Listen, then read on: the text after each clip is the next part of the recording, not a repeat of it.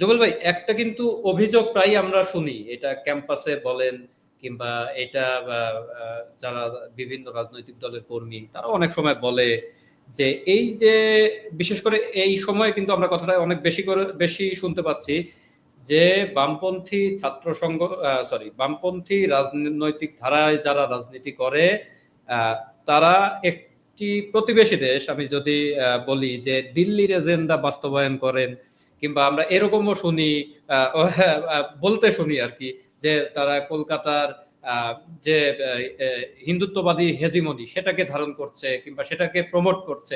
এ ধরনের কথা কিন্তু আমরা শুনি। জোল ভাই, আপনি কি একটু পরিষ্কার করবেন কিনা? এখনকার সবাই যারা ছাত্র রাজনীতি করেছে বা করতেছে, হ্যাঁ, তাদের প্রত্যেককেই তুমি আলাদা আলাদা করে চিনো, মোটামুটি সব ধারারে।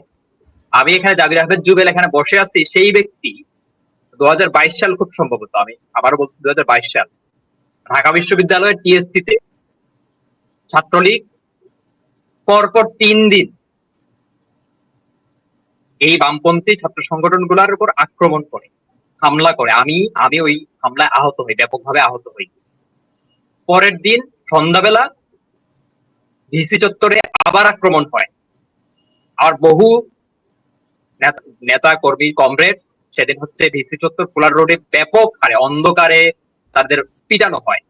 ছাত্রলীগ গিয়েছিল সেদিন হচ্ছে প্রথম আলোর ঢাকা বিশ্ববিদ্যালয়ের প্রতিবেদক ছিলেন আসিফ হিমাদ্রি, সেও ব্যাপকভাবে আক্রান্ত হয়। কোন বিষয়ে আক্রান্ত হয়েছিল জানেন? সেটা হচ্ছে বাংলাদেশে এই গণহত্যাকারী নরেন্দ্র মোদীর আগমনের বিরুদ্ধে আন্দোলন করতেছিল। এখন যেই ছাত্র নেতারা ঢাকা বিশ্ববিদ্যালয়ে ছাত্র রাজনীতি করে, তাদের কাউকে এই আন্দোলনে পাবেন না। আমাকে পেয়েছেন, আমার বহু কমরেড সেখানে ছিল। পরপর 3 দিন পিটাইছে, কিন্তু 3 দিনে আমরা মিছিল করছি, 3 দিনে আমরা সমাবেশ করছি। সেদিন মানে এই সময়ই ছাত্রলীগের সঞ্জিত সে একটা সমাবেশে এভাবেই ঘোষণা দিছিল যে বামপন্থীদের কলিজা ছিঁড়ে ফেলবো আমরা, এই ধরনের ঘোষণা দিতে।